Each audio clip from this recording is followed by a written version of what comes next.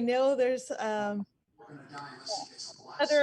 some must-see TV on out there, but the good news is I know it'll be repeated and we can be part of that as well. I'm going to ask folks to mute themselves. Thank you. Okay, perfect. Thank you very much. So good evening. We're here at our first meeting, I guess official meeting of the LCAC. Thank you for those of us that joined us the last time when we looked at the LCP. So why don't we get started and let's look at the first thing on the agenda. Do you all typically just kind of name off, like everyone just say who's here? Or can we all, because this is very, well, we have everybody's name on there. So I don't know, Victoria, is that okay with you to just— As secretary, I just have been writing down who's present. I appreciate it. All right, wonderful. Thank you. Okay, so so officially I'm welcoming you all. Some of you are new to me. So my name is Letty Salinas and I serve as the Assistant Superintendent of Instructional Services. So thank you again for joining us. And we really appreciate volunteerism. We know that a lot of us have been on Zoom all day or we've been with our families and this is kind of racing to get to this meeting. So we really appreciate you taking the time to be here tonight. So let's move on to public comment. So Ms. Doan, Ann Doan sent me the public comment. I do have one public comment. And I apologize, I'm manipulating my, let's see. So I do have one public comment. Let me set my timer. Okay. So this public comment is from concerned FUSD parents. There are a large number of us parents who have been very concerned, especially as of late. There is a major conflict of interest on the committees at FUSD. We do not believe that this is in the best interest of parents to be represented by members who hold leadership roles in the union, especially FUTA. Their leadership has been very biased in their decision-making process as it relates to making the most beneficial decisions for students. We find that they are not keeping our children's best interests at heart and they are only worried about lining their own pockets. It was of great concern to see that you will be electing officers at this LCAC meeting. We want to make our voices heard that we do not support FUTA taking any role in leadership for this committee because our kids come first, not money for them. And that concludes the public comment that I have that was submitted. Only one was submitted. So I'm going to go ahead and move on to our agenda. And thank you to Victoria and all of you. I hope you've all had an opportunity to read the minutes. Some of these minutes are from, well, actually the majority are from last year. So why don't we take a few minutes to each kind of review them and see if there's any edits that we need to make. And then we'll take one set of minutes at a time. So I'll give us a few minutes to read.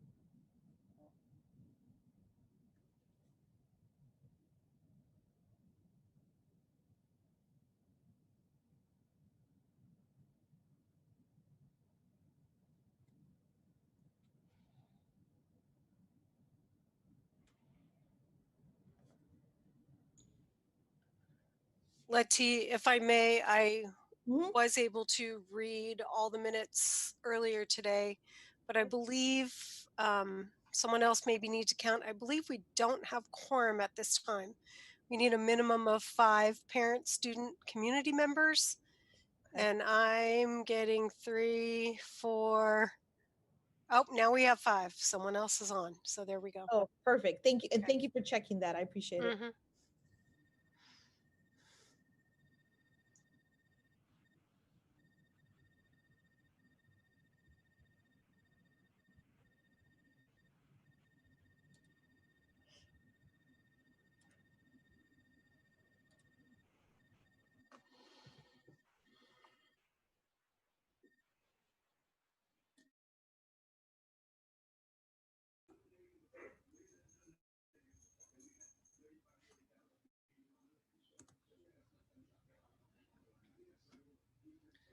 And just an inquiry, in the September 8th minutes, the green highlights are voting members. It was my understanding that I am a voting member. I'm just double checking on that.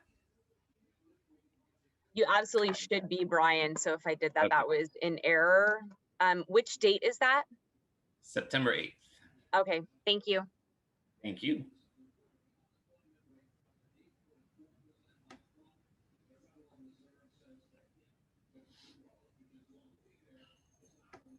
Okay, does anybody need more time to review? I'm gonna quickly scan you all. Doesn't look like it. Okay, perfect, thank you.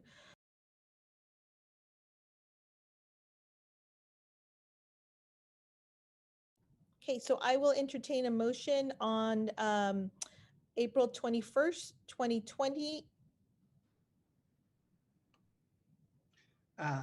Michael Gardner wants to move that we accept the minutes for April 21st, May 11th, May 18th, June 15th, and September 8th. Could I get a second? Anna Shipper seconds. Great, thank you.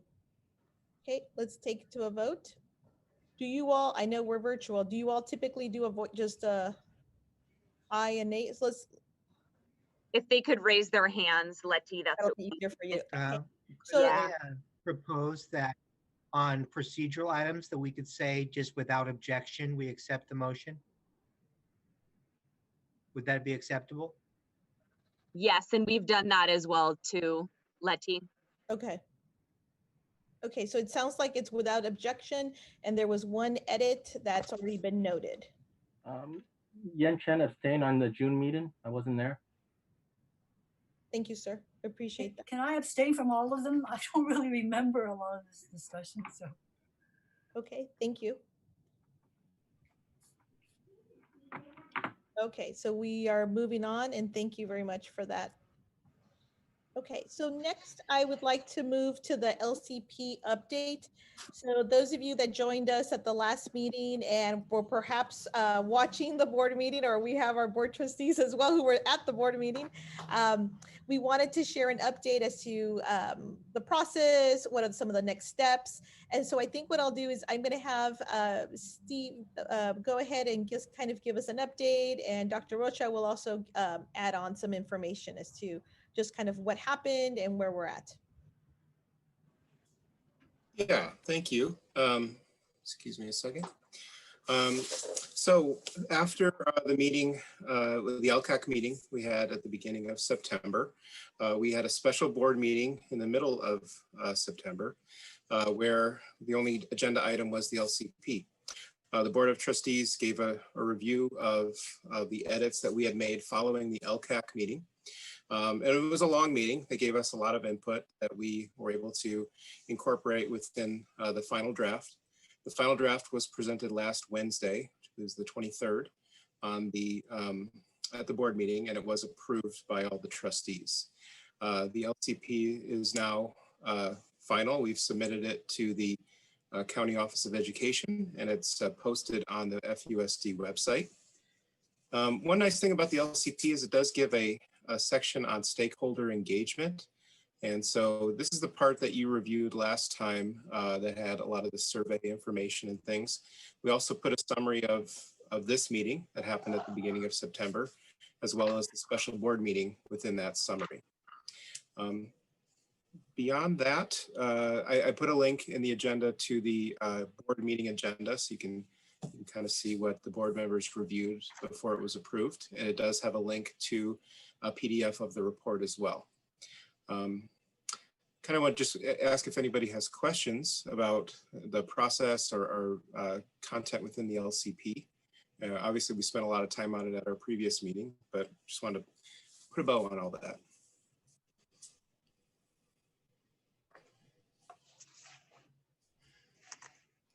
Oh, sorry, I'm the one who's monitoring the hand, so I should watch that. Ivy, who has her hand up? Yes, okay, thank you. I saw that on the spreadsheet that you provided to the board for the purchase Educator laptops. It was listed $175,891, and now it's $1,175,891. So it's $1 million more. So was that like a mistake or something when it was? No, that was actually the big change that followed the this meeting at the beginning of September. Letty and Christy, you were kind of more involved with that than I was. Can you want to maybe summarize that? Yeah.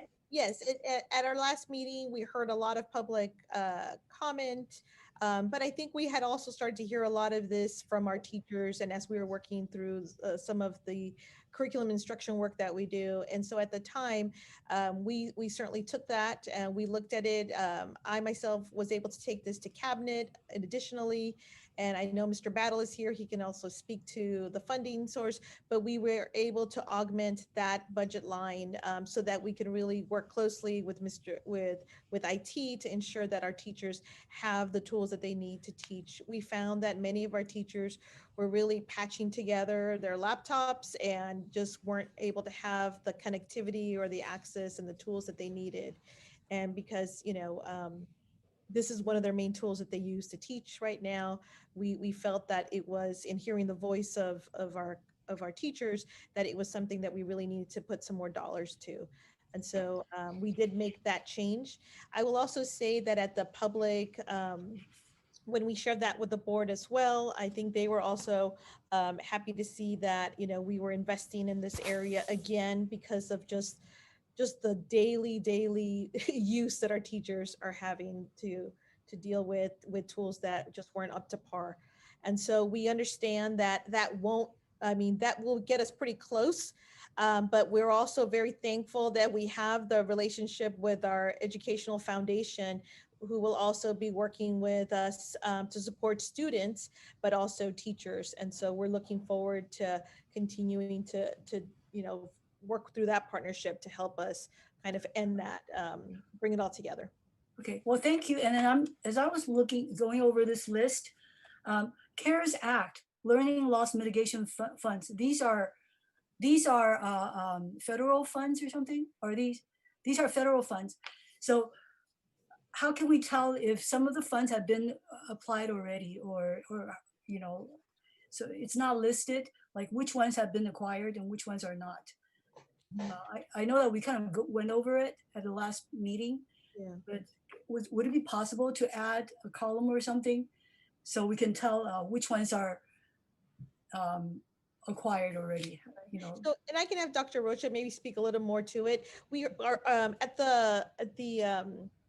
the public hearing, we heard from our board that although, and as we shared with all of you, that was not a requirement to have the budget outline. So we ended up, Dr. Rocha did a great job and working with this.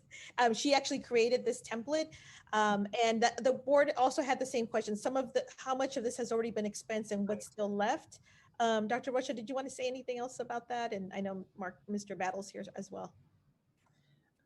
No, you answered it. So yes, it's something that we're actually going to probably see moving forward in the LCAP. They're moving away from identifying funding source.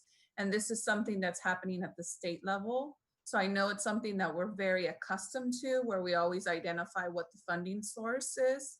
But there is going to be some changes to the LCAP, which we'll talk about in a little bit. And that is the one thing that we're seeing, is that they are moving away from identifying funding source. So that's why it's not there and listed on that chart. But based on the feedback from our board, they had asked us to include the funding source, but it's not in the actual final document because we have to utilize the template from CDE. Okay, and then the total is about $3.5 million. So the ballpark, how much have been acquired? I mean, how much money how much more funding do we still need to meet all these needs? We don't need any additional funding because we have that funding. You have the funding. Yes, we wouldn't have put something if we didn't have the funding.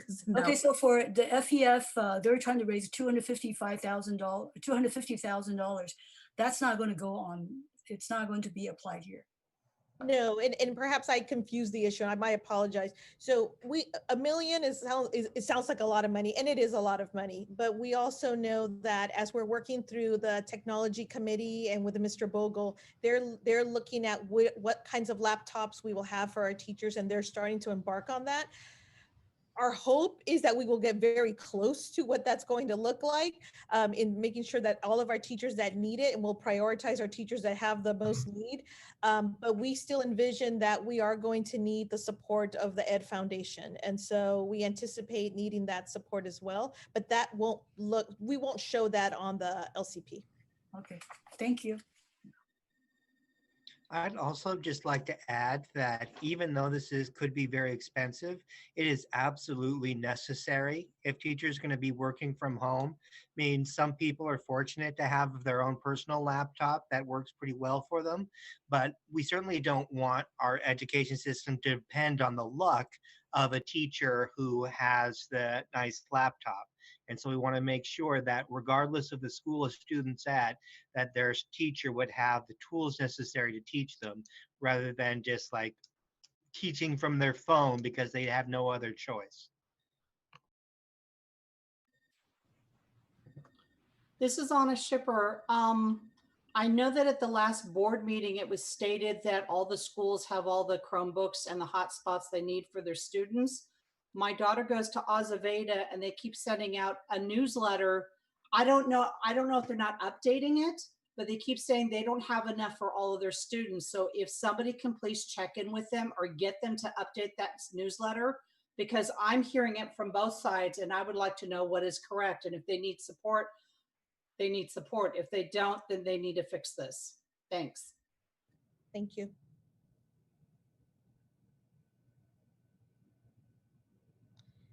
Shoot, Ann Dameron has her hand up also.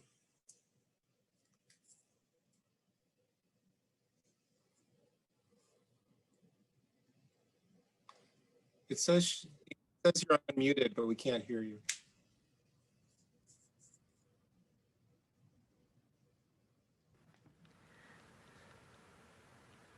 Better? Yes. Okay. Tagging on to Michael, it isn't just our educators, it is also many of our paraeducators that are teaching from their phones. So while the educators have a great importance because they lead the room, we need to remember that we do have, not all, but a lot of support personnel not fully equipped to do the best they can for our students. Victoria has her hand up. Thank you, Steve. I wanted to follow up with Ann's note because I had previously been informed that paraprofessionals and secretarial staff, et cetera, were receiving materials that they would need in order to participate. It's still really a huge concern when we have special education classrooms that have paraprofessionals in them and they don't have the technology needed in order to fully assist students. So along with Anna's request on the hotspots, I'd also like a clear update on whether paraprofessionals are also receiving the technology in the laptops or Chromebooks. And then separately from that, I know we heard initially that paraprofessionals and secretaries were not added on to the Zoom Pro as part of that license, and that was being looked into. We received an email from the director of special education that paraprofessionals are not going to be added and that they are not allowed to work with students. I would like to renew again the educator concern that we need to give full access to our staff that are supposed to be able to assist with students. And it doesn't look like the cost is that great. So I would like the district to give a reasoning or let us know that they're still looking into adding all staff that works with students in on the Zoom Pro account. So yeah, we can definitely, yeah, so we'll make a note of that. I do know that, as I had shared before, because with the Zoom Pro, it allows a person to be on, I think it's longer than an hour or something like that. And at that point, we had talked to the director, and what she had shared was, it is all under the purview of the teacher who directs the instruction, and then the paras support that. We want to be able to certainly follow the contract and also ensure that our paras are working within their contract, but at the same time, we wanted to prioritize our teachers and our administrators to get Zoom access because they are seeing, for longer lengths of time. But we could definitely follow up. I know that at this point she had not looked at it further, but we can certainly bring back the question for sure. Thank you. Thank you. Marinelle has her hand up.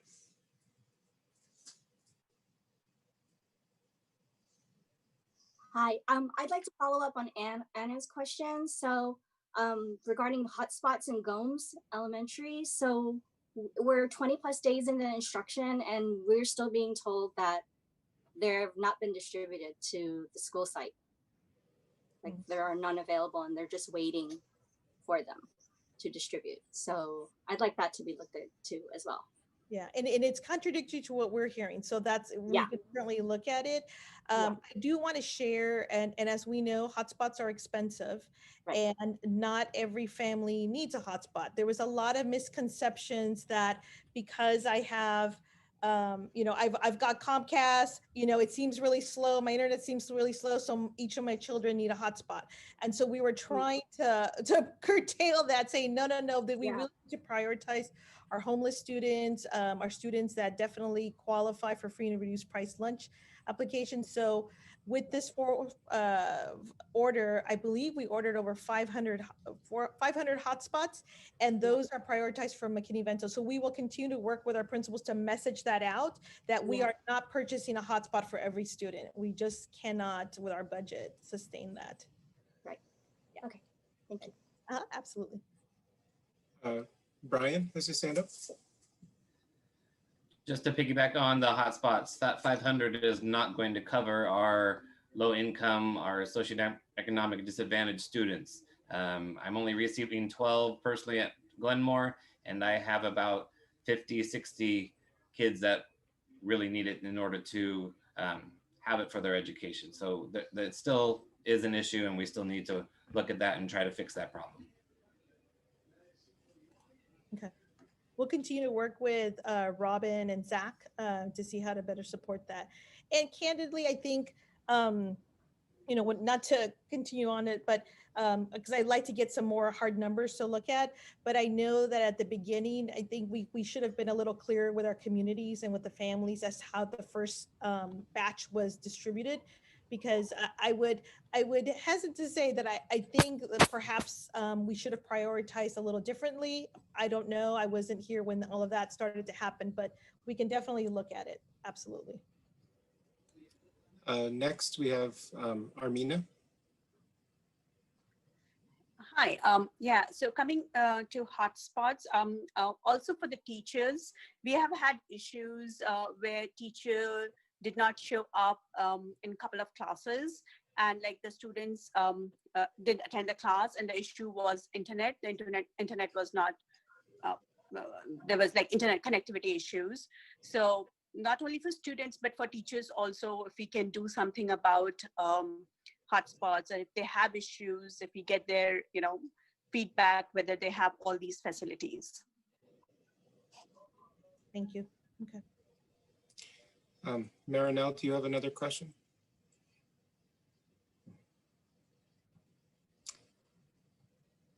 Okay, I believe any further questions?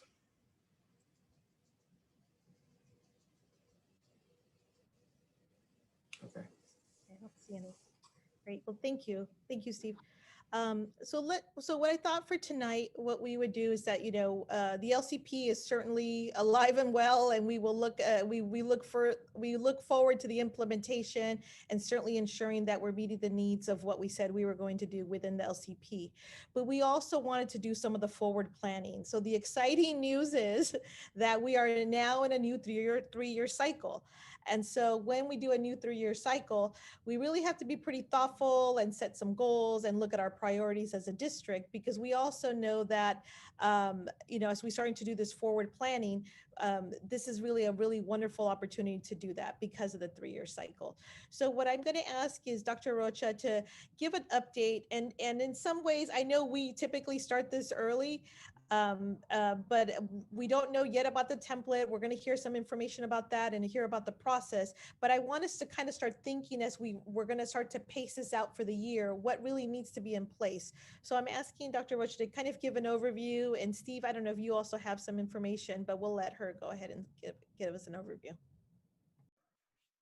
So this is actually very new information from CDE that was released last Friday.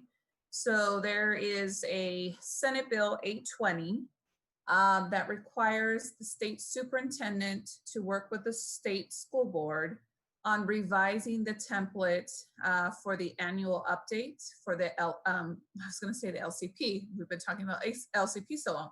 For the LCAP, so the Local Control and Accountability Plan. And that needs to take place before January 31st of 2021. And the reason for that is so that it will reflect the LCP, so our Learning Continuity and Attendance Plan, in that annual update for the 21-22 school year. So essentially, there will be a new template and new instructions. So it will definitely look different than what it's been done in the past. That template is being worked on at the moment at CDE, and so it has not been released yet. What they are doing at the moment right now, so the timeline they've provided us for the 21-22 LCAP is that they are starting to develop and collect input and feedback on a draft of what the annual update template and instructions will look like. So they are doing public comments and receiving feedback on that level. And then once that goes to the state board and it is approved, then all districts in California will have to use the State Board of Education adopted template. What I'm hearing that it might be ready by January of some sort. That's what their kind of target date is. But again, it's all, we will have to wait on that. And then there is discussion about making some changes to the LCAP in that we would have to, part of the LCAP process would be to identify any performance of same student groups or groups based on the dashboard that have been identified as in red or orange that are needing to improve performance of those student groups. So that again, that is something that is in the works. It's not official yet until the state board has approved this. But what they're looking at is that it would require it within the LCAP instructions that any school district that has 2 or more schools which have received 2 of the lowest performance levels on all but one of the state indicators on the dashboard for 2 or more consecutive years, and the performance of all students in the district is at least 1 performance level higher on all those indicators, then as a school district, we would have to include a goal that focuses on addressing the disparities of the performance between that school and the district entirely. So it's a lot. There's, again, still trying to develop those instructions, getting the stakeholder feedback at that level. But that is the information that we know as of yet. There's still a lot of questions when you look at what school and what performance level. Of course, you know, a lot of us on those calls had lots of questions around that. And so there will be more guidance if that does get officially approved in the plan, but they were kind of foreshadowing what they anticipate would be in the new template. So a summary is basically that there is a new template. We're waiting on those instructions. We do think it will happen sometime in January. That's kind of the target date.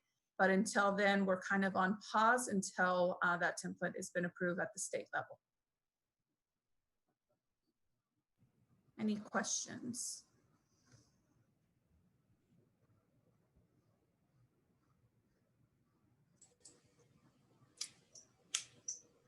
don't see any questions. I would just piggyback real quick in that this is not the first time, if you've attended these meetings, you've heard about the state coming out with a draft of the LCAP. It's been a long time in the works, so let's hope it arrives on time in January. I would say though, the objectives, a lot of things may change, but the objective is still the same, is how we can best serve our unduplicated students and families. So I know one thing, when Letty was talking to us about the LCACC, I mean, we know that we want that to be a focus, is how can we make the schooling lives better for our unduplicated students. So I hope we always take that into our meetings when we start discussing what the plan will look like. Steve, you reminded me also one thing that I'm hearing at the state level, it's kind of moving its way through legislation, and we anticipate that there might be a bill that would be passed, and that would be more accountability on supplemental and concentrated funds for our unduplicated students. There's a lot of talk, a lot of public advocacy around ensuring that districts are utilizing their supplemental funds specifically for unduplicated students. So there is a lot of talk around that. And so that's something just for our group to be kind of keep in the back of our mind, that if this bill passes, there will be a lot of accountability and ensuring that all of our supplemental funds go directly to support our unduplicated students. So just another thing to add. And we'll keep all of you posted on any changes to the law that might happen. We have a hand up from Yen.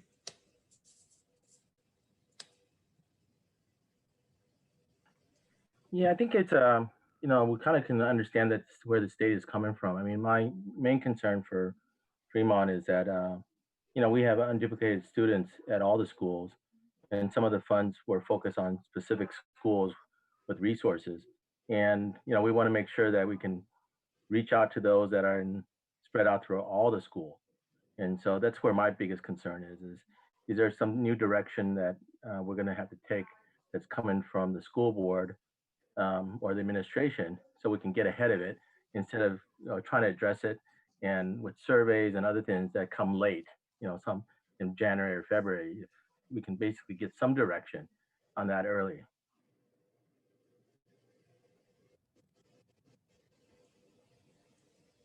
And actually, that's a very good segue to the next part of this section. Is there any other questions around this? But I did want to start kind of talking about data sets and what kind of data we would need. I'm scanning. Okay, so I don't see any hands. So along those lines, I think it's perfect segue. Thank you. As I said, this is a 3-year cycle, and our work as a group is to ensure that we are recommending certainly areas of need, priorities to our board, with our board being the ultimate, accepting and making their own and giving their own input and certainly approval. But what's important is that we do the work around identifying areas of need and priorities. Particularly, like, I'm struck by the conversation about hotspots, right?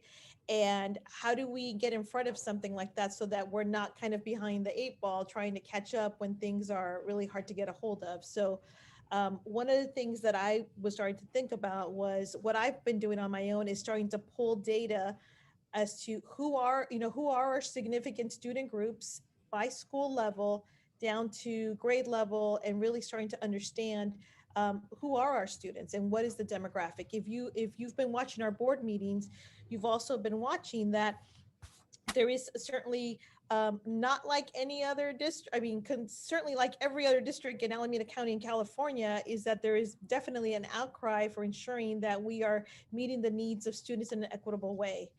And as our community is certainly responding, our board and our district received a petition about anti-racist practices, and how do we support our community and our teachers to really support the needs of our students who are 21st century kids, right? And how do we support and equip them with continuing to live in our society and to meet the needs and work with a diverse community. So with that said, as a district, we are starting to embark in some of that work. So what I would definitely want to make a note of is that we pull data by significant student group, by school, and as a district to really see who are our students. And I'm sure that's something you've already done before, but I think it'll be important that the next time we meet, we really start to unpack the data and really understand who are our students. So why don't we take an opportunity right now to kind of think about the data sets that we'll have to look at as we start to look at recommendations for priorities for our students. Knowing that, and here's the bad part, we weren't able to do the statewide assessment last year, right? Because of COVID. So we are going to have a little bit of a gap in terms of academic data, but we can certainly look at what we have available. But what other types of data should we start to look at in the coming meeting? Victoria, is your hand up? I'm hoping since we have Steve, he might be able to share the progress being made on assessment, since we are making strides on assessing learning loss here in the fall, which was a mandate, I understand. And then what could be the timeline that this committee might have access to that data for our reference? Sure. So we may have discussed it at last month's meeting, but part of the LCP is that it's a requirement of each district to measure learning loss that happened as a result of distance learning last year. So what we are doing to address this is that every student K through 12 is being assessed in ELA, English Language Arts, and Mathematics. And we are in the process right now of delivering those assessments. The next meeting will be, I don't know our schedule for this, if it's going to be in October or November, but we will be doing these assessments through the month of October. Some are actually finishing up right now. Secondary math, we're almost done with. But English and then the elementary grades they're gonna need a little more time. So I'll be able to share results at that point once those are done at the end of October.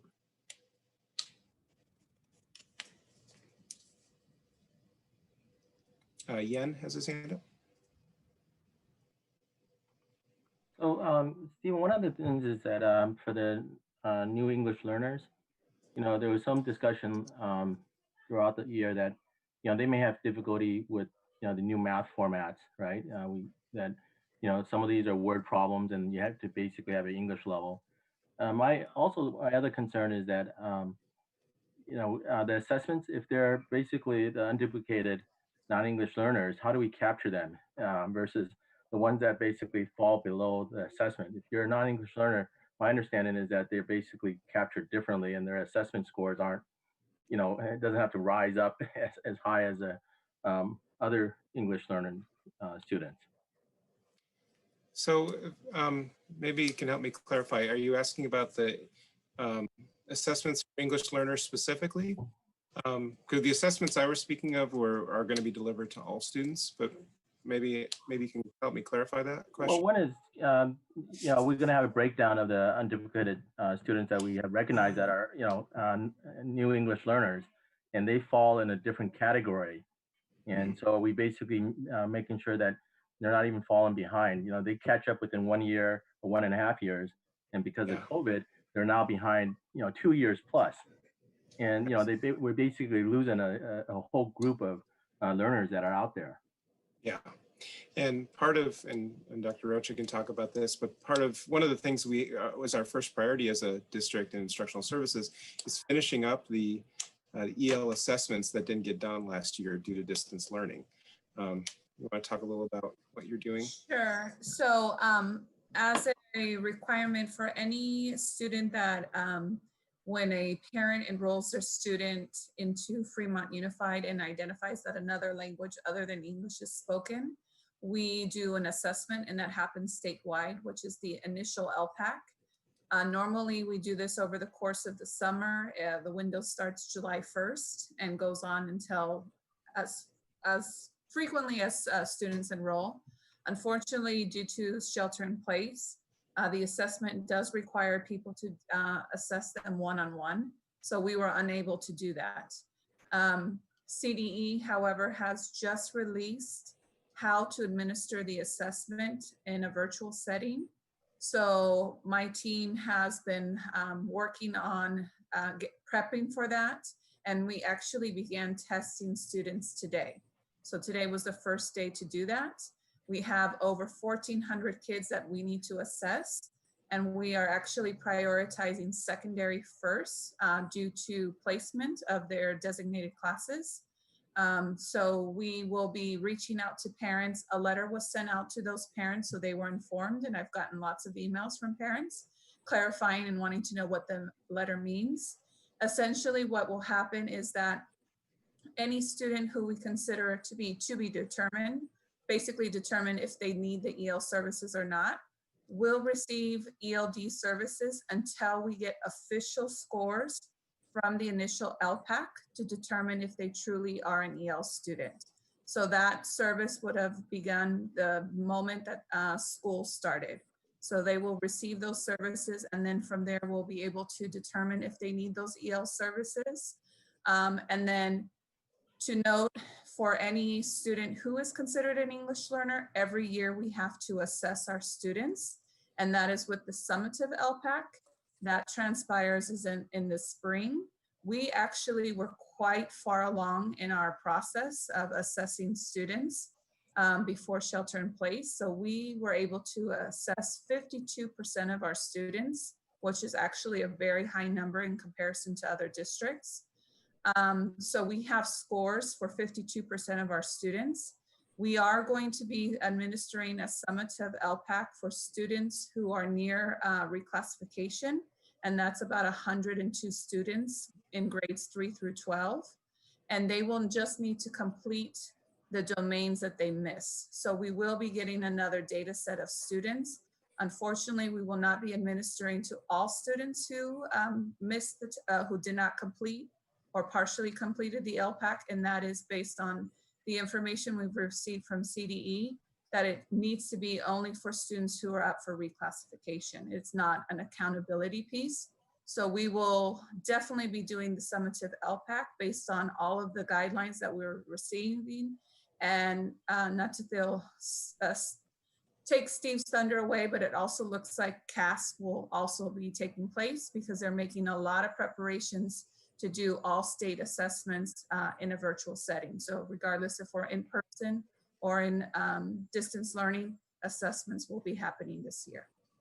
So if I got this correct, the reassessments to see if they're English learners, that occurs, and we're going to have a group that's going to basically potentially move away from that category. But do we have data on the district side, or do we need to basically capture data of how long they stay within the program as English learners and basically are falling behind? And especially also, as I stated earlier about math, I mean, obviously, you know, you need to have some fundamentals of English and math to move forward with science and social studies and everything else. And they can catch up later, but if they fall behind on those two categories, very, very hard. We definitely have information of what we consider a student who is a long-term English learner. So that is defined by the state, that any student who's been in the EL program 5 or plus more years. So typically we see that more at the secondary level. We have specialized classes for those students who fall in those categories. And what we see is that there's a need for more academic reading and writing, as you mentioned, Yen, that really correlate to both not only science, but math and social studies, those core content classes. So that is a course that we have and a support class. What we've been very pleased to see is that when we've identified students who need that course, they typically reclassify within a year or two, getting that additional support. Yeah, that's where my concern is. You know, we wait in 5 years for a state standard, or are we going to set our own standard or goal that, you know, we're going to look at them a little bit earlier and use the funds appropriately to get them off the list. I think that would be a good data set to look at. Maybe we'll look at the long term and then look at years in California. We may be able to tease that out and then kind of make some, look at programs, look at what access they had. That'll be something we should definitely look at. Ivy has her hand up. Yes, okay, I've not been involved with this this process. But anyway, So is the assessment for unduplicated students only, or is it for the entire school district? It is for the entire school district. Entire school district. And right now, Talking to- we're talking about, we're trying to get input for this. What is the input about? Yeah, so what I was thinking is it's good for us all to have the same foundation of what is the state of the state. So what data would we have to look at, because we're embarking on a 3-year cycle as we start to recommend priorities. Like I have a hunch, right? So we have a hunch that perhaps English learners so that to avoid them becoming long-term English learners, we would have to intervene at a certain time. But we'd have to look at the data. Are the current interventions making the needs of students? Or do we need to intervene in the area of mathematics? I mean, so those are kind of some of the questions that we may need to answer, because these students, we have to show within the LCAP how we are meeting their needs. So it's only for English, okay, English and math. So well, not necessarily. Maybe what I could do is ask Christy, why don't you give an overview of Unduplicated and how it's for the whole, the LCAP is for the whole district, but also there are some student groups we must call out. Right, but I'm just trying to understand what kind of input we're trying to collect. Yeah, absolutely. Yeah, so just as a reminder, so when we refer to unduplicated, and that was a state term, I don't understand why they chose that, but unduplicated is for, historically we have seen student groups in our educational system that have not done as well in comparison to other student groups. And so when the LCFF funding formula was developed, the notion was to have an eye on equity for 4 particular student groups. And that was our English learners, students of low socioeconomic background, foster and homeless youth. So school districts receive either supplemental, in our case, or concentrated funding. So any district that has a higher percentage, so for example, like Oakland, they receive supplemental and concentrated. Since our unduplicated count typically runs around 28%, give or take, we only receive supplemental funding. And so the supplemental funds that we receive are the money is to be principally support unduplicated students. So within the LCAP, we will identify an expenditure and identify if it is contributing to improved or better services for our unduplicated students. Yes, I understand that part. I'm just trying to understand. So right now, what data I mean, what more do we need? We're only focusing on English and math. Well, that's in regards to the learning loss assessment that Steve was mentioning. So I think the question is open right now as to what are some data sets that this group would like to look at as we begin to plan for the new 3-year cycle of the LCAP and prioritize what is it that what data do we need to look at so that we can be informed and start to prioritize for our new cycle. Yeah, because to me, okay, and I feel that if we're only looking at people based on their English learning level and math or something, we're missing out on the whole person.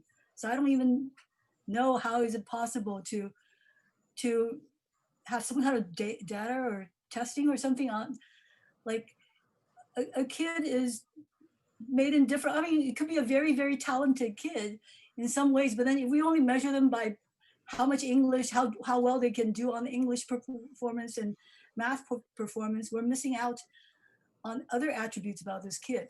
So I don't even know how we can gather that kind of data. And it seems like the assessment that we're doing is all test-based. Right. But then I don't know. I just feel that we're missing out on bringing up a child in the whole holistic way. So I agree, Ivy. We do focus probably too much on test scores. But in the previous LCAP, we used a lot of different metrics that were beyond just test scores and academic performance. And I personally think that would be a good idea for this group in the new LCAP to look at some of the social emotional goals and how students are progressing. So, and you know, it might not be obvious up front what the metrics we're going to use are, but that's part of the discussion, and how we'll measure that is, I think, would be a good part of the discussion. Yeah, I appreciate that. I just thought that, you know, I don't even know if it's an appropriate suggestion or input. Oh, no, it is. This is great. Absolutely. This is exactly what we wanted to get out of this. So that's great. Thank you. And one thing to note, that we will not have our finalized unduplicated count by site, nor how much our unduplicated percentage is by the district. So typically in LCACC, we've looked at this and we have a breakdown, and it'll say, for example, last year, overall in the district, we had 28% unduplicated students. And then we had a breakdown per site. So we could see, for example, Cabrillo had, 70%, Gomes maybe has 4%, and we kind of go through that. Maybe Mr. Batto, you can speak to that more. I believe there's an extension on Seabed's Day or something like that. Can you clarify a little bit more for us on that? Yeah, the date has been extended until the end of December. But I will say that I had an update from my team today. I am a little concerned because right now we are about 1,600 students under where we normally would be in our counts right now for free and reduced, which is all part of what we're talking about right now. So we are really taking some big efforts right now to work with our school site principals to be able to reach out to families, because we know who the 1,600 children are, but we really need to get them to get their applications into the district and understand that our funding is going to be, is tied to these families turning in their applications. So right now I am a little concerned about that, and but we are working very closely with instruction. And we are taking efforts right now to reach out to the principals to so we can keep these counts up, because we definitely do not want to go down. That represents about a 30% difference in where we are right now and where we normally are. So Armina has her hand up. Yes, so coming to EL and talking about metrics, what data points we should look at, I think it depends on the new environment, especially the virtual teaching, how we are doing the virtual teaching. And because, and the other thing is how we are testing them in that virtual setup. Like Ivy said that, not only academic, but we need to test or consider like leadership skills, problem solving, or group team building skills in EL students. But this with virtual setup, these metrics kind of hard to get because you are not interacting with a kid in group or in person. So mostly looks like it's going to be test-based consideration. So if we have more information, what is the virtual teaching format for EL students? What is the way we are testing them? Then it's much easier to define those metrics that we should be considering, after a certain period of time. Thank you. Next is Anne. Thank you. I think some of my comment was answered, that we will not have some of the data in the socioeconomic arena, which is a challenge, but we'll meet that. I also am wondering, as we're changing, we're continuing to implement standards-based report cards, the structure of progress reports, and switching to keeping the same data and assessment system, but moving to new student information system. Will that offer us any opportunities for different types of data gathering? comment gathering. So for example, Ivy may not be excelling in English and math, but she's a beautiful piano player. Are there ways that we can use data like that or get it because we're changing systems? So what Anne is referring to, if you're working outside the district, is that Illuminate is our current student information system, but they're closing that portion of their business down, and we're moving to a new company called Infinite Campus, and we're planning to make this move in January, so it's coming pretty soon. I haven't done the entire training yet with Infinite Campus. That's coming up for us, but yeah, that is, and you pointed out what I am most curious about Infinite Campus. What kind of data, what kind of data can you pull from it? And as I learn, I'd be happy to share it with this group. And Armina, do you have your hand up for another comment? Oh, no, sorry. I'll just lower my hand. Yen, you have your hand up. This is a really quick comment from Mr. Battle. Now, some of the programs or benefits that are out there right now, like to get the food and pick up or any of these other services, there isn't a requirement to fill out an application. And so maybe you have to cross-reference some data out there to see if the children are still picking up their food and those type of things. Or they receive the hotspot or anything else. So there might be a different way of looking at the data. The other thing I want to kind of mention is with regards to the English learners and stuff, and the students that are basically low income and anybody else that's unduplicated, are they basically participating in any other outside programs? Are they taking music classes, after school programs? Are they participating in any type of sports? We don't capture that, but that's identifying what Ivy was talking about. Here's a full person. And, we really didn't look into that data or capture any of that type of on a survey and such. So that might be another category we could look at to, understand who these children are in the district and how we can create a goal for them if we don't have, something today.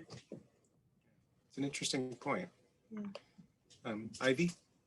Yes, and since March, we've been working with a lot of students in our school district. Many students are so willing to help other students. And you see students learn by teaching other students. And the students who are being taught benefit from this. They learn together. So I think it's the best way to learn when younger students learn from older students. And sometimes you just see the creativity just comes out. Sometimes if they're put in a rigid setting, classroom setting or something, kids don't think outside the box. But when we do this tutoring, and then you see a lot of students benefit in this process. And then students are teaching music theories, and right now we have a group of Irvington High students who are offering math, competition math, and also college level math. It's all their creative designs. The courses it's not like one-on-one tutoring, but then they just set up their own tutoring sessions. I think it's very powerful when there's so many students who have so gifted in their, and so skilled, and there are other students who can benefit from it. We have all these, we're working with quite a few of these students. So I think it's such a beautiful thing to see how people learn from, just from each other. And I really think this is the best way for, everyone to learn.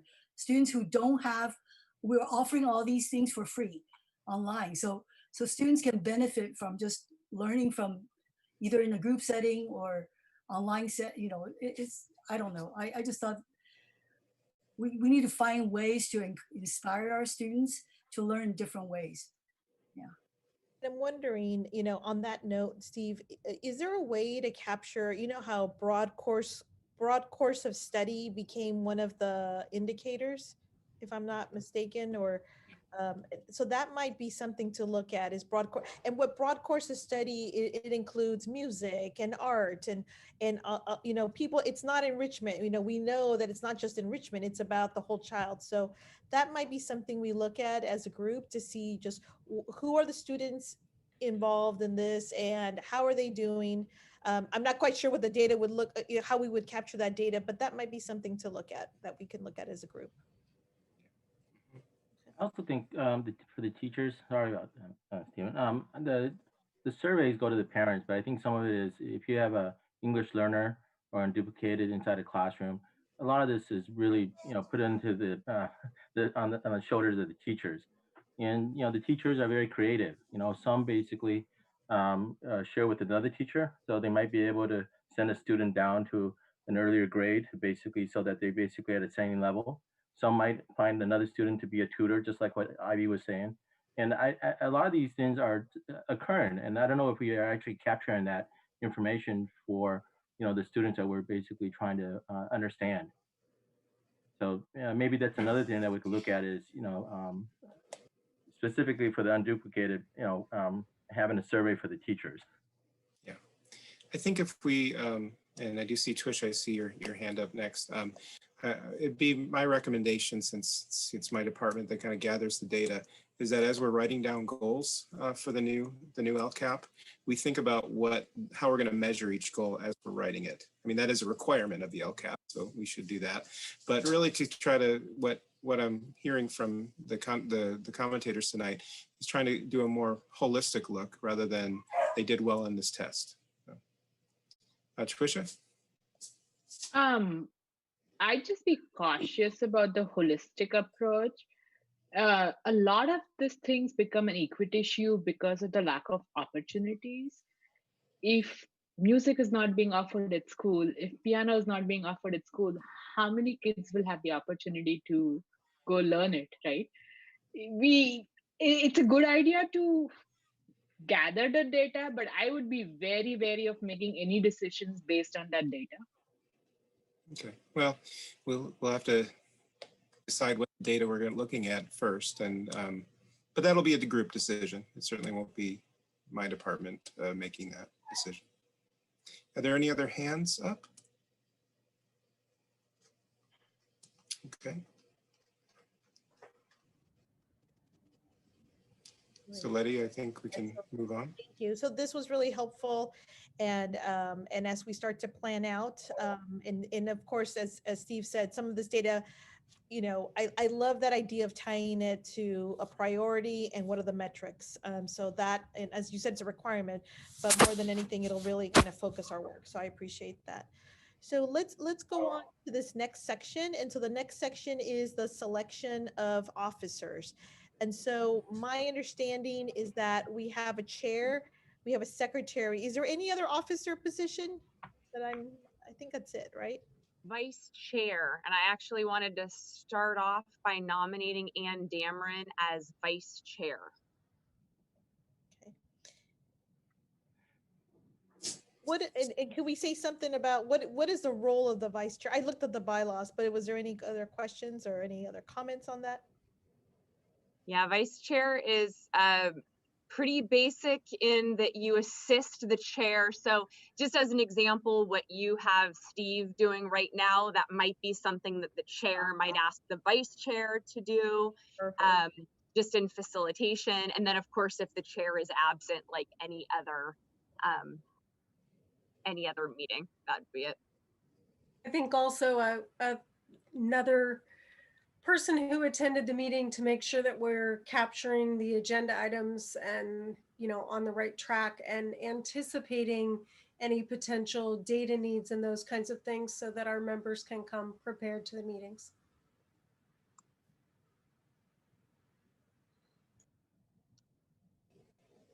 And did you want to second my motion then? As an acceptance of my nomination of you?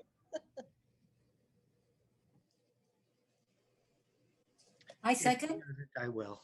Yeah, Oh. right, you got it. Thank you. I have you, Ivy. Okay. Any other discussion or questions?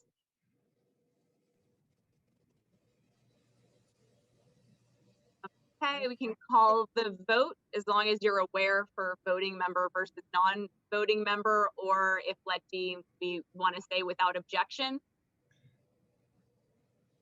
I say without objection. I don't see anyone not, so I would say without objection. So thank you. Thanks for your support and your role. Appreciate it. Right. Excellent. I'd like Michael Gardner, I'd like to nominate Victoria for acting chair. And may I ask a question at this point? I do appreciate that as we're doing our committees, we have, you know, and I remember I'm new, so I'm trying to figure out how this works. And I have a proposal that we have of support for the acting chair where it's a staff person.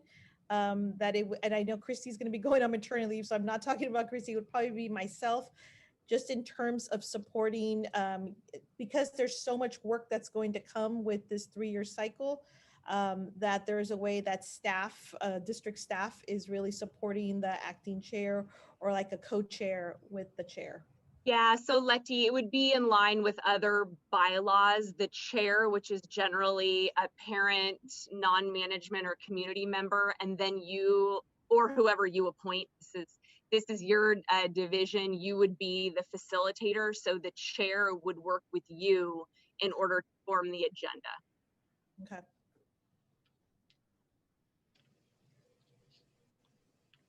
And in particular, the reason why I thought Victoria is because I know that the role of chair is a lot of facilitating discussion. And one of the things I've observed in the last year is that Victoria is very good about getting other voices in the conversation and not putting her opinion into every issue, but making sure as many people are talking. And that's because I've seen her do that is one of the things I think is most important for a chair.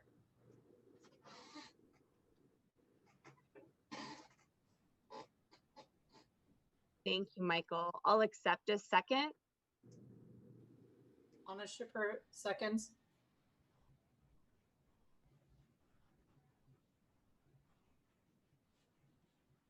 Any other objection or discussion? Ivy, you had raised your hand. Yes. earlier. Okay, so that means that you're not going to be the secretary. So. That'll be up next, Ivy. It sounds like a self-nomination. No, I'm not going to do anything. Please, no. I'm just saying that I think you're doing a good job as a secretary. So if you're going to be the acting chair, and then so we need somebody else to do the secretary job. Yes, the chair will also do cleanup though of the minutes. So anyone who puts themselves out as secretary, if you put notes together, I would not have a problem with screening those. Okay, but so thank you, Ivy, for the compliment. Yeah, so let's vote.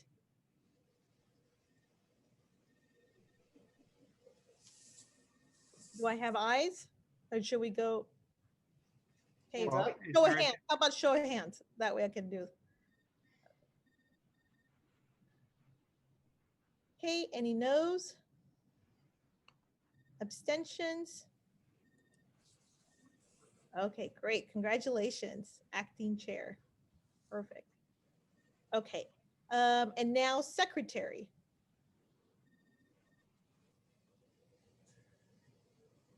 Am I allowed to nominate? You can't make a motion, but if you have ideas, Letty, we always like ideas. My idea is for Michael to be secretary. Because of my special ed background, I take pretty good notes, so I can make sense. And wow, okay. No, second.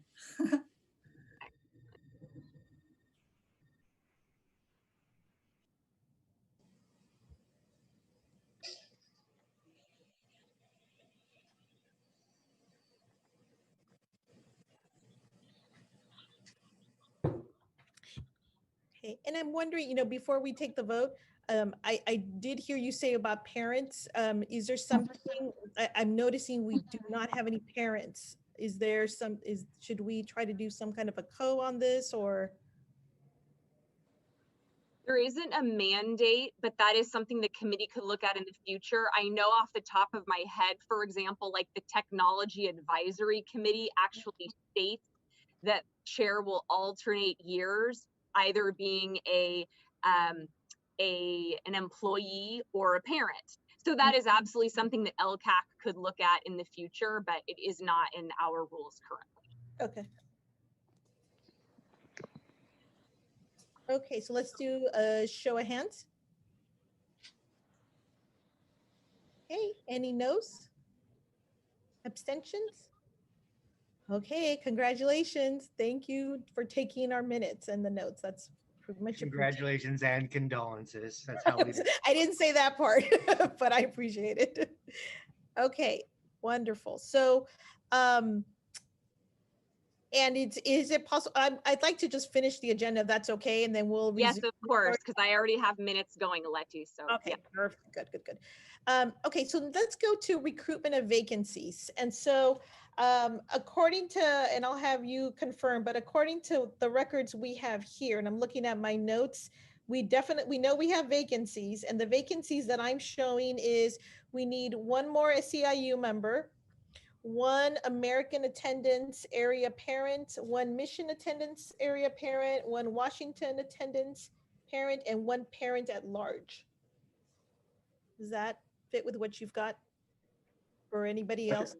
I believe I represent the American district, and one of our first meetings for this last year's LCAP was that we extended to a 3-year term for some of the folks that we have an overlap. And so I'm still on for this year and next year. For American. Okay. Let's see. Yeah, go ahead. What I have though, Yen, because is anyone, we have in our rules 2 per attendance area. So Yen is from American. Do we have another parent representing the American attendance area? I don't believe so. Yeah. Right. So I think Letty is correct. Okay. Yen, you are in the records right now as seated. Letty, I have that we have 2 Washington attendance area vacancies. Is anyone here from the Washington attendance area? Okay. Yeah, I have that we're vacant for both positions for Washington attendance area, and that we never filled the parent at large. Okay. That's the parent at large. Okay, perfect. And then one SEIU. Okay, so I see some hands up. Anne?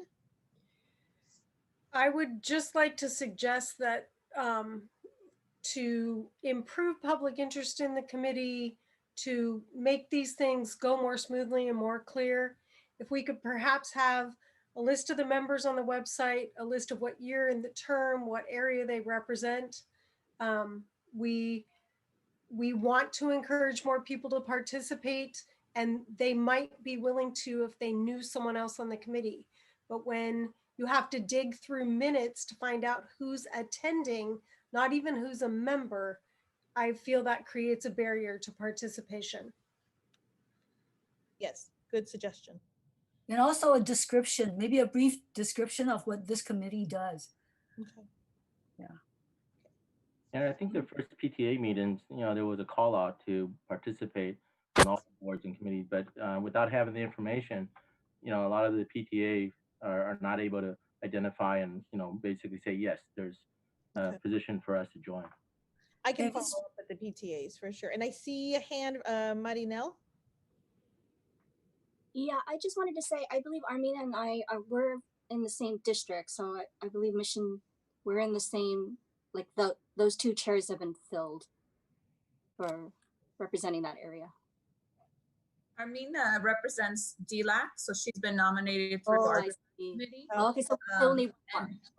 Yeah, and so we will be reconvening DLAC, and so it will then be dependent if Armina wants to continue in that and be our DLAC chair. So there is a possibility that there might be someone else, but that doesn't mean that if there's an opening in the mission attendance area that Armina could not stay. So we're kind of in flux as we have to have our first DLAC meeting, and our DLAC committee will decide on who will be the chair and who will attend those meetings on their behalf.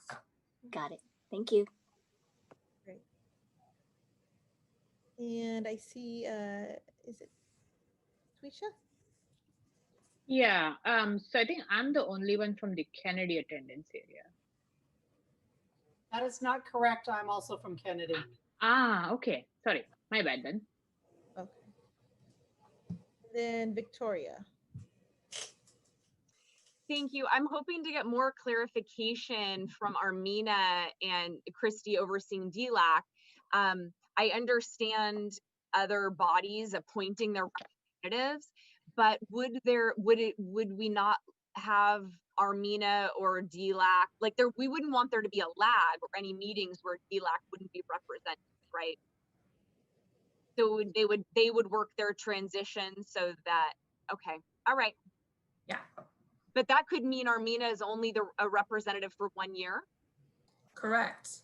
So every year DLAC has to nominate, but we've had it's happened in the past that our DLAC representatives or our chairs do stay on LCAC because there are openings in those attendance areas, and they've loved the process and loved joining us. So it's actually a really good transition to get more parent involvement in that aspect. Good. Okay, good. And I will say that we are doing a better job of publicizing these openings. So I am hopeful that we'll get more applicants and we will fill this as soon as possible.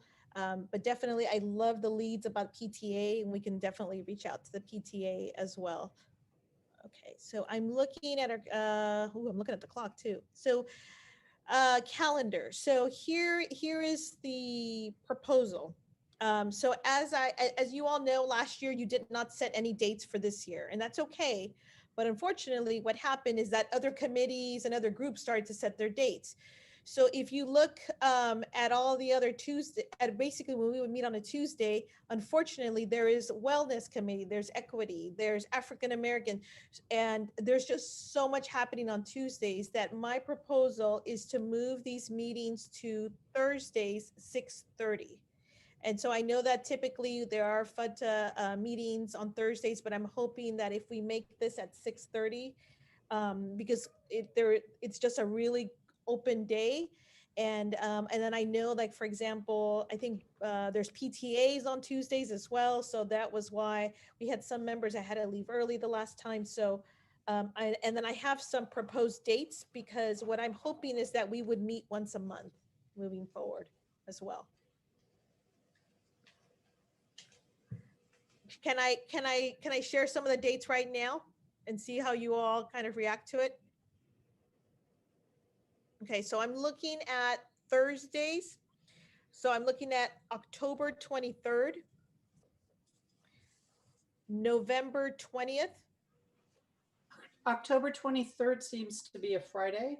Is it? Oh my goodness, I apologize. That's okay. I've been on Zoom all day long. So then it would be the 22nd, my apologies. So October 22nd, November 20th, and please check me. That's also a Friday. Is that also? Oh my goodness. Okay, I apologize. So, okay. So November 19th, and I'm going to open up my calendar before I speak. December, the question will be, do we want to meet in December? If we do want to meet in December, I was going to propose December 10th. And then in January, it would be January 28th, February 18th, March 25th, and then April 22nd, Earth Day. And then I think we'll have, and we may change this as we start to kind of delve deep, and once we see the template and all of that. But I mean, looking at historically, we want to be able to have enough time to do the work and to write, and to also then, certainly have the public hearing and all of that. I don't think we're hearing that any dates are changing from CDE. So we're still aiming for, for June. But at this point, I'm just thinking we would try to get a lot of stuff wrapped up by April. And Steve and Christy, this may change, but that's what I was thinking about.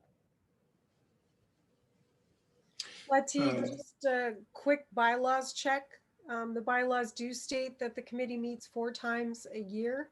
Right. So as we're moving along, we may need to make some bylaws adjustments. I'm certainly in agreement that in order to understand what's going on with LCAP, dealing with all the changes and getting a plan. We do need to meet more often.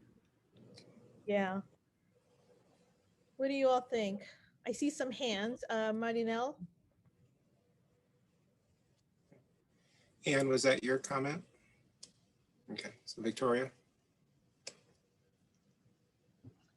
Sorry, we educators do have Thursday as our business day, and while I didn't catch all of the dates that you had stated, I know even the first one on October 22nd, you have an afternoon evening meeting.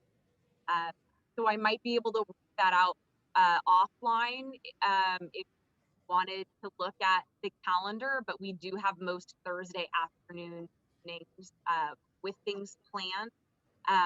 We used to do Wednesdays that were non-school board meeting Wednesdays actually before this was changed to Tuesdays. So I'm not sure if Wednesdays might be something that the committee would go back to. Wednesdays don't work for me. I have a lot of meetings on that day. Yeah.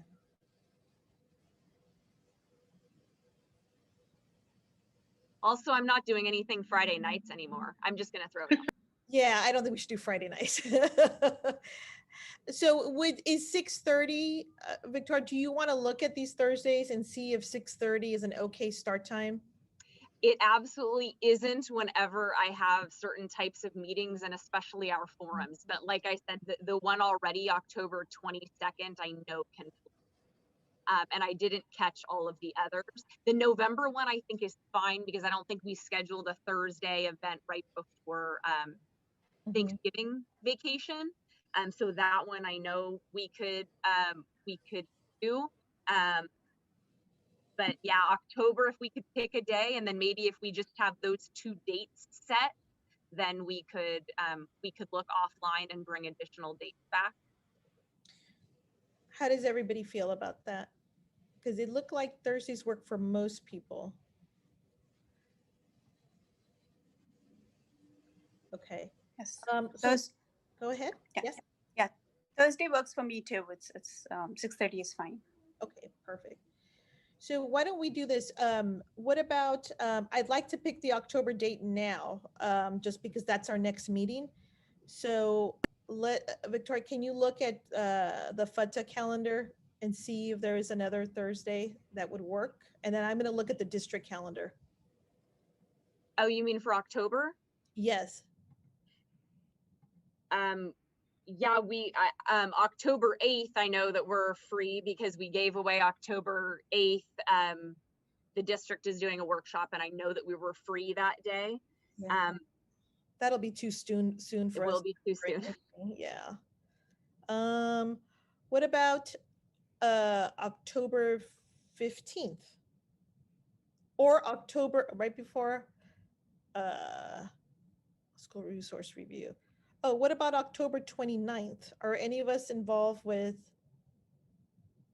Oh yeah, we could do that one. What about October 29th?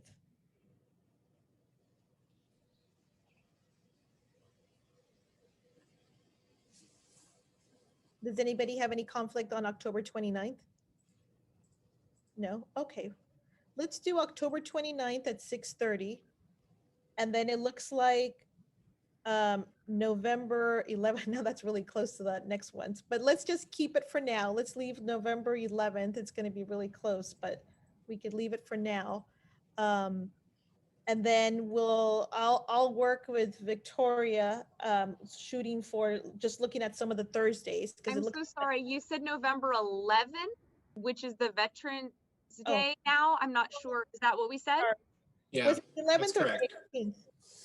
Yeah, the 11th is there's no school on the 11th. Oh, okay. All right, everybody. I know it's getting late. Let's see. October. How about? I had said November 19th is fine. I think that was the date that you had. I think that is the date I had, right? Okay, the 19th and the 19th. So let's do this. So the 19th, so November 19th, October 29th. And then I'll work with you offline, Victoria, and we're going to shoot for Thursdays because Thursdays seem to work, but we'll see what we can do with the FUTA calendar. Okay. All right. Okay. Now I'm looking at, that's what I have. So what I wanted to look at too then is, so the next time, what I'm hoping, actually, that actually would be really nice because we may have new members on the 29th. So that would be great. So is there anything else for the good of the order before we sign off? The only other thing from the minutes that we had said we would bring back is that what during COVID, did we want to keep with the 6:30 start time or do 5:30 or 6 since there's no transit? I'm not proposing we do that. I'm just saying that that was something that had been brought up if we wanted to change it. But if no one's interested and we don't make a motion to change it, it can stick at 6:30.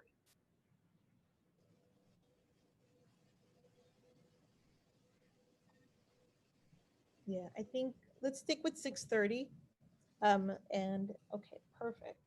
And then, okay, I think that's it. So thank you all. We've got some great next steps, and we will all see each other soon in other forums. But have a good evening. Drive safe. I'm driving safe, so I'll see you all. Have a good evening. Bye-bye. Good evening. Bye. Thank you. Bye-bye. Thank you all.